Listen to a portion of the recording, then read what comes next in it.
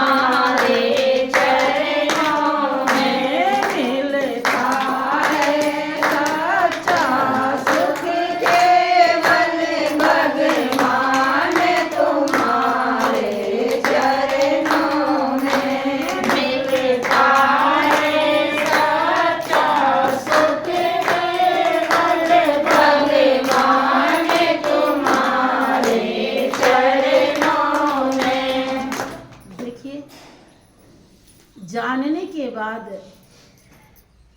जब सही में हृदय सच्चाई को स्वीकार करने लायक हो जाता है तो वो क्या नहीं करता, सब कुछ त्यागने के लिए तैयार हो जाता है, क्योंकि जान जाता है कि ये जितनी ओढ़नी ओढ़ रखे हैं सब ओढ़नी दुखदाई है, सब ओढ़नी उतार के फेंक देता है और केवल मालिक रूपी ओढ़नी को ओढ़ लेता है। जानता है ये इसी से सब काम बन जाएगा, एक ही चाबी से सारे ताले खुल जाएंगे।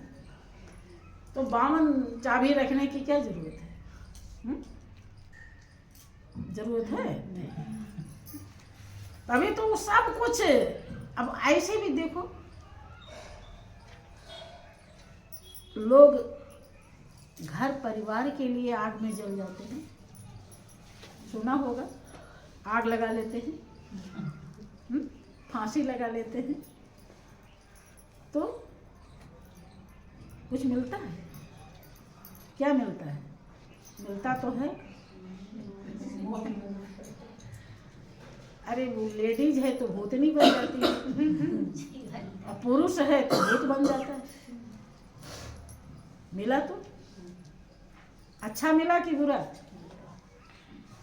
विचार कीजिए। और प्रभु के लिए अगर ऐसा कर लिया तो इसीलिए वो कह रहा कि चाहे बैरी सब संसार बने, पूरा संसार बैरी हो जाए,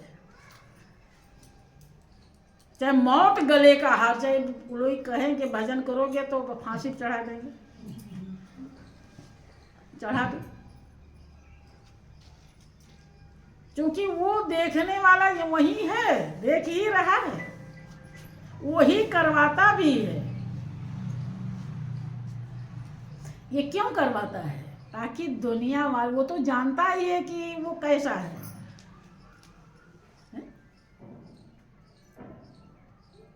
परीक्षा इसीलिए लेता है कि ताकि और लोगों को बात समझ में आ जाए।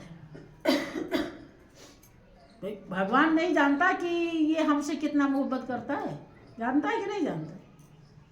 कितना छल है, कितना कपट है, वो अंतर्यामी है, रोम रोम में रम रहा है, सब करता धरता है, उसके बिना एक पत्ता नहीं हिलता, तो क्या नहीं जानता? जानता है कि नहीं? लेकिन फिर भी वो आपको मैदान में उतारता है। इसलिए क्योंकि सोने को अगर भट्ठी में तपाया न जाए तो कुंदन नहीं बनेगा, जेवर नहीं बनेगा। और फिर जेवर नहीं, ऐसे सोना आप सर पे रख लो और चली जाओ घूमती हुई, सुंदर लगोगी। और कान में, नाक में, गले में जेवर बना के पहन लो तो अंधेरे में रहोगी तो जगमगा जाओगी। कोई बढ़िया सुंदर लग रही कितना। कब सुंदर बनाओ? बिना तपाए। हाँ, तपाने के बाद वो जेवर बना। तपाया नहीं जाता तो जेवर नहीं बनता। इसीलिए परमात्मा भक्त को तपाता, पता तो रहता उसे कि वे क्या कर सकता है, उसे सब पता रहता है। लेकिन और लोग कैसे जाने? उसे पूजा कैसे करेंगे? उसे याद कैसे करेंगे? हैं? अगर ऐसा चुप गुप में वो अपने पास ले लेवे तो कोई जानेगा? दुनिया को जनाने के लिए ऐसा करता है। उसे पता होता है कि मेरे लिए क्या कुर्बानी कर सकता है। कुर्बानी ही तो है कि करे चाहे पूरा संसार दुश्मन बन जाए। अभी घर में एक आदमी मुंह फुला लेता है तो लगता है कैसा आज बड़ा बेकार लग रहा है। लगता है कि नहीं लगता? मन बेचैन हो जाता है कि ये तो खुशी ही नहीं है, पता नहीं क्या हो गया।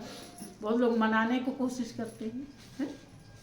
और वो क्या कह रहा है? चाहे पूरा संसार बैरी हो जाए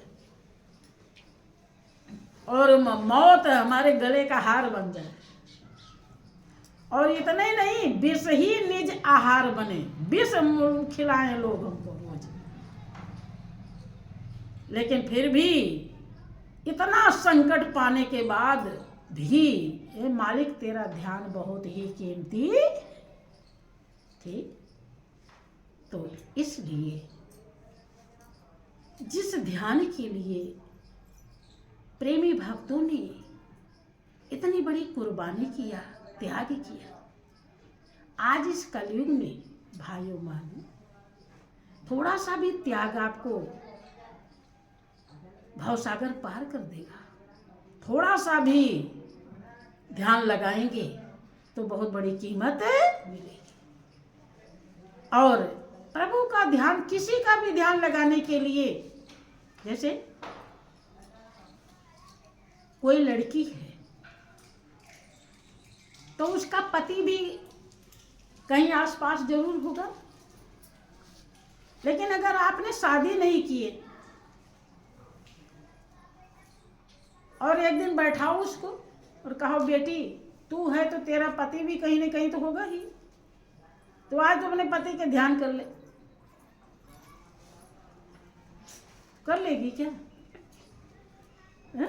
कुछ नहीं, पता ही नहीं है कहाँ है, कैसा है, गोरा काला मोटा पतला, कुछ है जानती ही नहीं। लेकिन शादी हो गई, फेरे फिर गए, एक ही घंटा, ये एक रात में वो अपने पति के साथ रहे, देखे सुने उसे। इसके बाद चाहे इंग्लैंड चला जाए तो क्या उसका ध्यान भूल जाएगी? ऐसे आपका पति, आपका प्राणों का पति मालिक, जो रोम रोम में रम रहा है बिना परिचय के, आप उसका ध्यान नहीं, आप हैं वो भी है, दोनों हैं। लेकिन जब तक परिचय नहीं होगा, इस लड़की की शादी नहीं हुई तो अपने पति का ध्यान नहीं कर सकती, और जब शादी हो गई तो बिस्तर पे लेटी रहेगी तो याद आता रहेगा, कैसे थे, कैसे बोल रहे थे, कैसे हंस रहे थे, याद आएगा कि नहीं? सब रूप रंग याद करती रहेगी, किचन में रोटी बनाती रहेगी तो याद आता रहेगा, बर्तन साफ करती रहेगी तो याद आता रहेगा, कोई काम में रुक नहीं सकता। कब परिचय हो गया तो प्रेम हो गया, और प्रेम हो गया तो याद आने में दिक्कत है नहीं। ऐसे आपका मालिक कड़कड़ में रम रहा है, जर्रे जर्रे में रम रहा है, जब तक उसका पहचान नहीं होगा प्रेम नहीं होगा, और प्रेम नहीं होगा तो याद, और याद उसकी नहीं आई तो सब यादें दुखदाई हैं, उसी की याद सुखदाई। ठीक है, तो बोलिए प्रेम से श्री सच्चिदानंद भगवान की।